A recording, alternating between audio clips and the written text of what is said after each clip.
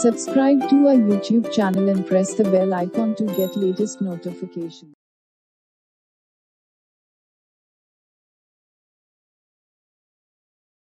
Assalamu alaikum dear students, hope all of you are fine. Today's topic is speciation. Speciation.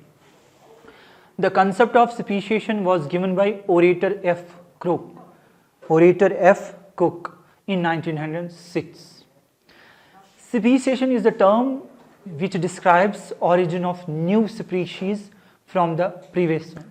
Origin of new species from the previous one by reproductive isolation of a part of population of organisms.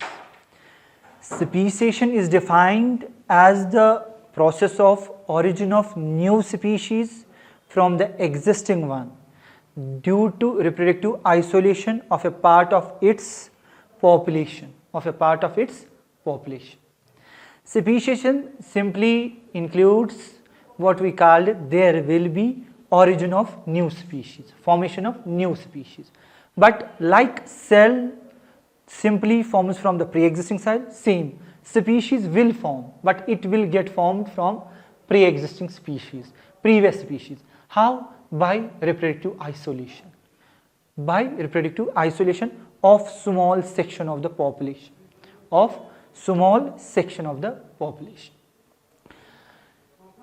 So far we have seen that evolution occurs through different forces.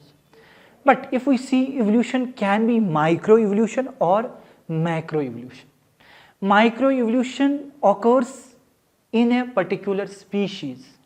There is just simply new variants. There is just formation of new variants among the same particular species which show some different characteristics or traits. Microevolution means when there is formation of new variants having some different characteristics, traits of same particular species. Like in case of plants, we can have microevolution when there is a disease resistance or high temperature tolerance. Plants simply emerged in a particular species of plants. This is microevolution. But macroevolution means when there is simply formation of new species or new genera. Microevolution means there is a large scale variation between new organisms and the previous organisms, and that microevolution leads actually to the formation of new species. And there is a particular mechanism for formation of species. Mechanism of speciation involves some basic forces due to which there will be formation of new species from the existing one. We will take the same example, beetle. Red beetle, which we have seen in case of the evolution, how evolution takes place. Same red beetle are present in a forest area over a mountain range simply.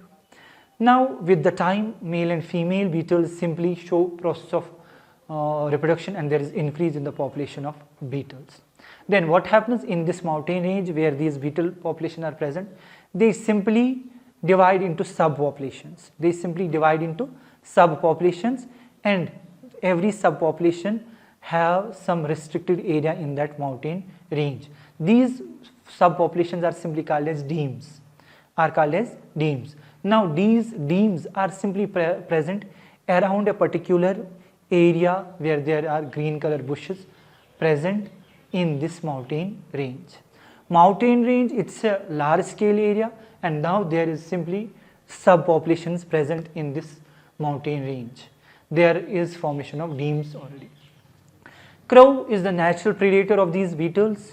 By chance, crow simply takes one of the beetle, and without eating it, this crow simply takes this beetle from one deme population to another deme population.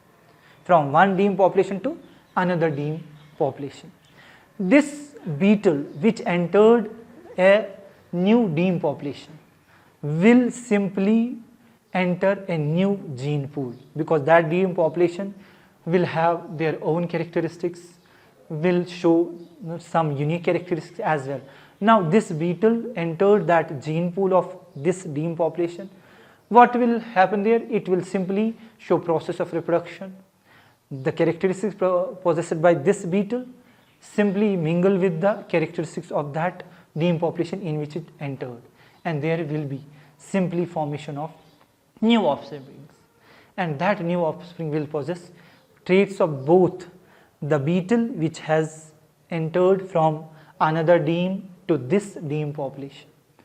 That will be new, having characters of both the beetle populations, and when that new beetle offspring simply shows process of reproduction, there is formation of different beetles, whether that will be variation in body color or there will be variation in any other traits.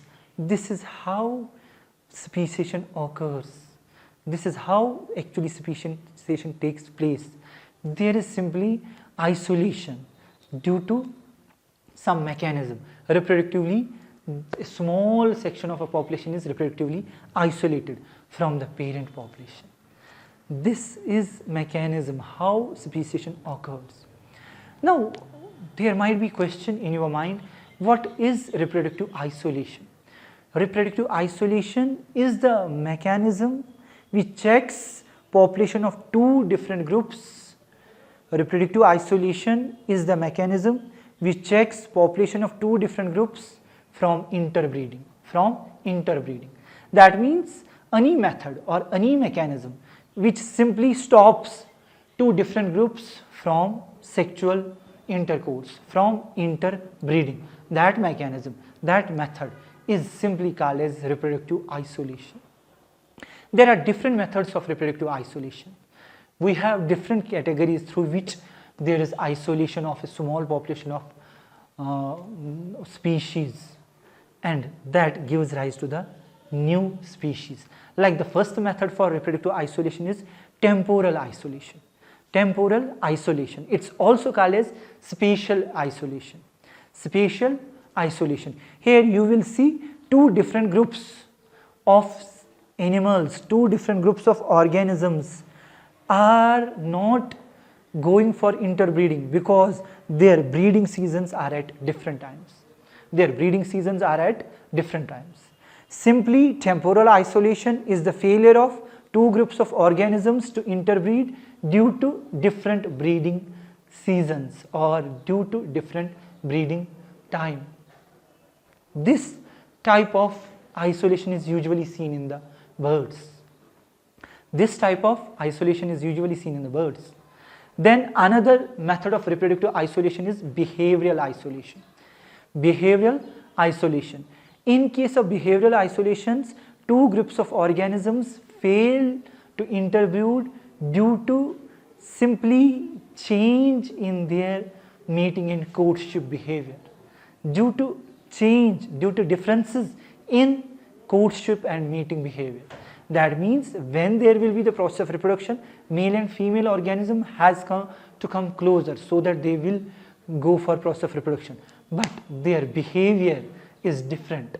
Male is not behaving accordingly or female is not showing that behavior, due to which there can be successful process of reproduction.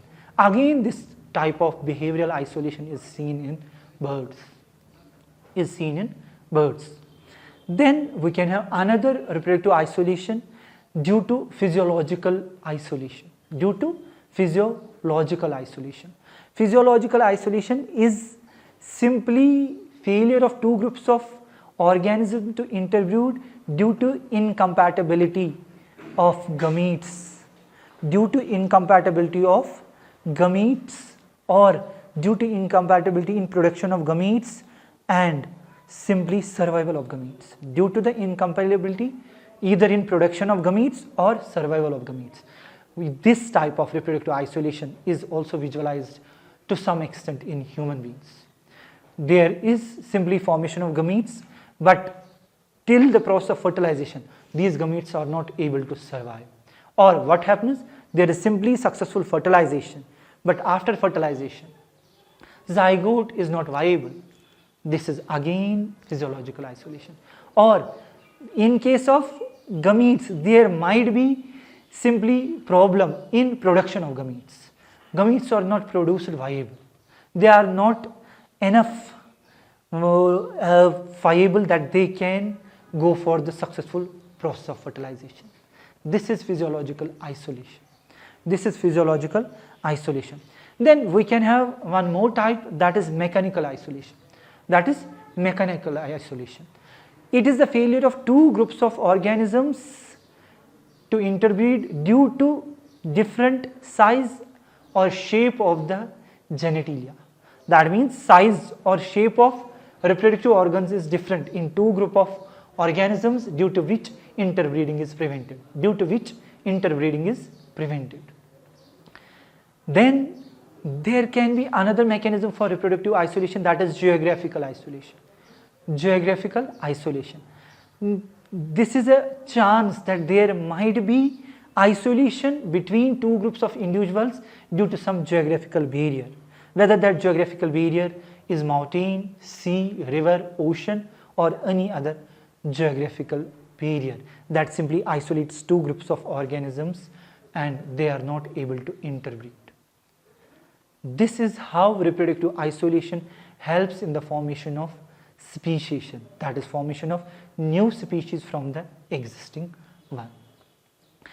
Now for this extent, you are well aware of the fact that evolution is driven by some forces, and the main forces which cause evolution are genetic drift, then natural selection, and there is genetic variations, and lastly we have the fourth one, that is reproductive isolation. These four driving forces are simply helping in process of evolution: genetic variations, genetic drift, then there is reproductive isolation, as well as natural selection. These are the main forces that cause evolution. Same if we see whether there is resemblance or differences between classification and evolution. Is classification helpful in evolution, or it is harmful, or we can say it's not advantageous to the process of evolution? Classification and evolution. Classification is simply arrangement of different living organisms into groups. Identifying these organisms, simply identifying the different organisms and placing in different groups, making classes of different organisms. And when we go for the classification in diversity in from your 9th class you have read about classification. In classification there is first nomenclature, identification, and then we go for classifying the organisms. First we identify the organism, then we give it a name, and then afterwards we simply place it in a particular class or a group. This is how classification is done. But when we are going to classify an organism, we observe its features. First and foremost feature we observe is whether the organism is prokaryotic organism or eukaryotic organism. Prokaryotic organisms or eukaryotic organism. Prokaryotic organism simply means which is made up of prokaryotic cell, primitive cell, and eukaryotic organism is the organism which possesses new cells, modern cells. Same, then afterwards we see whether the organism is unicellular or multicellular. But if the organism is prokaryotic in nature, then automatically, spontaneously it will be unicellular, because prokaryotes are unicellular in nature. And if it is eukaryotic organism, we will further observe it, whether it is a unicellular eukaryote or multicellular eukaryote. And if it is multicellular eukaryote, then we will observe its level of organization, whether the organism shows cellular level of organization, tissue level of organization, or organ system level of organization. And observing level of organization, we will simply classify this organism according to that. Then further we will see which type of nutrition is shown by the organism, whether it shows autotrophic nutrition or heterotrophic nutrition. If it shows autotrophic, then it will be either plant or it will be a protist or an algae, cyanobacteria, if prokaryotic. Or if it is showing heterotrophic nutrition, that means it's dependent for nutrition on another organism. Same, further we will observe other characteristics like that, whether it shows asexual reproduction, sexual reproduction. Observing these characteristics, we classify the organisms. But during observation, during classification, are these characteristics helpful in tracing the evolutionary history? Yes, they provide evidences that show that this organism may have link with this group as well as this group. But then what we see, what are the characteristics which are resembling more to this group or that group? The characteristics which are resembling more with the first group, we will place it in the first, or the characteristics it shows that are resembling to the another group, we will place it accordingly in that group. That means classification gives a basic line for evolution.